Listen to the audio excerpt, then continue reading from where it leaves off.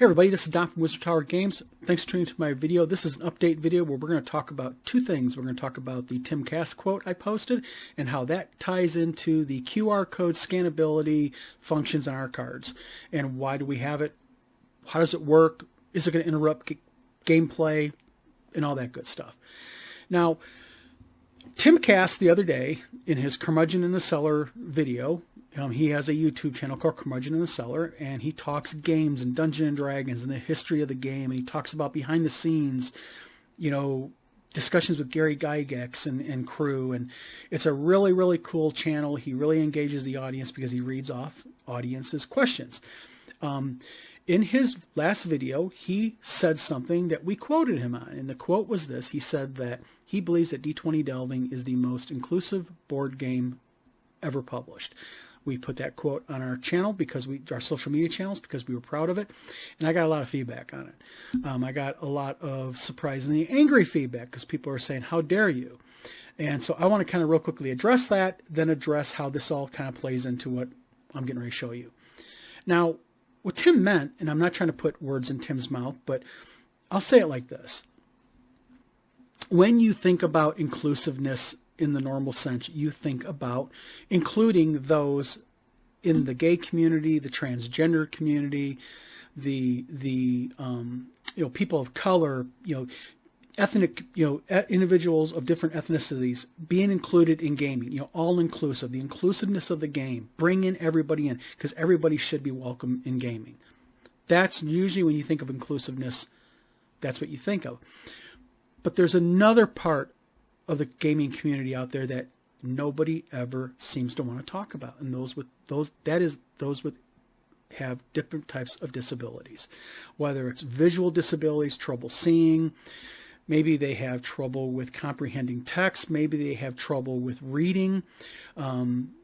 Those individuals, by and large, are not talked about, they're not included, and nothing's really done to bring them into gaming, to make them feel a part of the gaming table.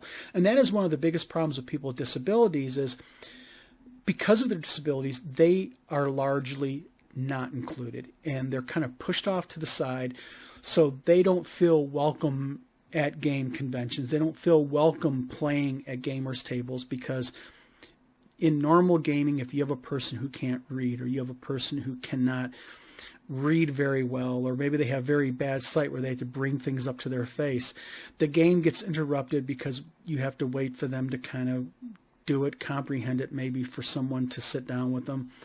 And we were trying to figure out a way here at Wizard Tower to get around that.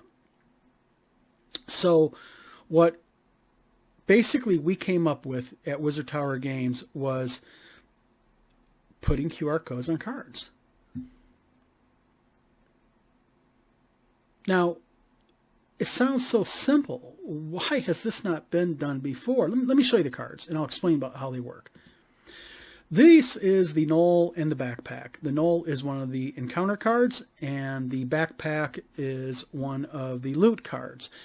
And I was talking with one of my game designers, Michael Hovermail, one day, and we were kind of hashing out this whole idea. And we kind of came up with this QR code idea.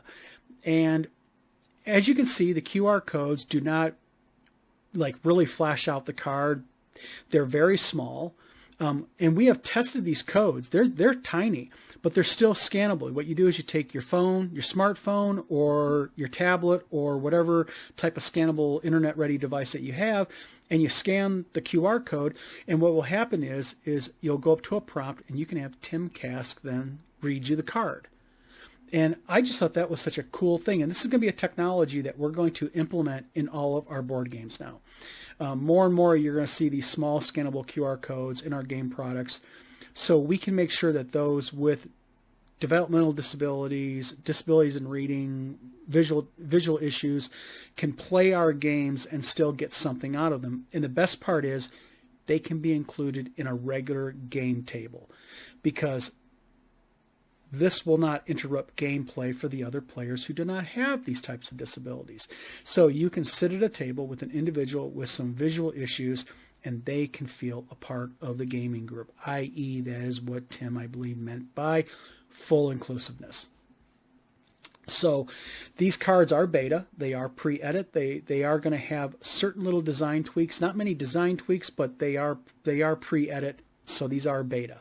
And you know, the wording is going to be moved around a little bit. Tim is actually looking at them to kind of redo the wording a little bit on how he feels is best. And we've given Tim free reign. 100% you do what you need to do, because we know the only thing that can happen when Tim touches it is make it better. So that is basically what we are doing with the cards. Now, it's important to note that what's really nice about these, we've already printed these cards off and tested it, is these QR codes, you don't have to be straight on with them. You can literally get that phone at a 30-degree, 45-degree angle, 50-degree angle to the card, and it'll scan.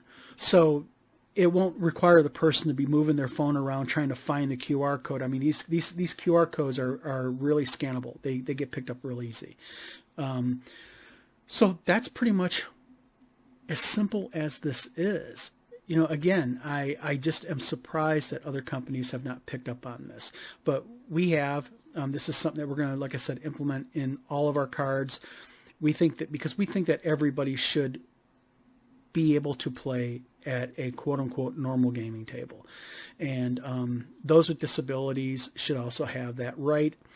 Part of dealing with a disability, I think, is you want to make sure that that person has as normal of a life as possible, and getting them at a gaming table where they can feel part of that normal process, I think, is a good positive thing. So this is Don. This is my little update for D20 Delving. I hope you enjoyed it. Hope I got some things explained out. Now that you understand how the QR codes work, go ahead. Go on down below to our Kickstarter. Go ahead and hit us, support us. We are really close to our goal, and we're determined to see this on gaming tables. So thank you very much. Thanks for tuning in my little video, and I hope you all have a good Sunday.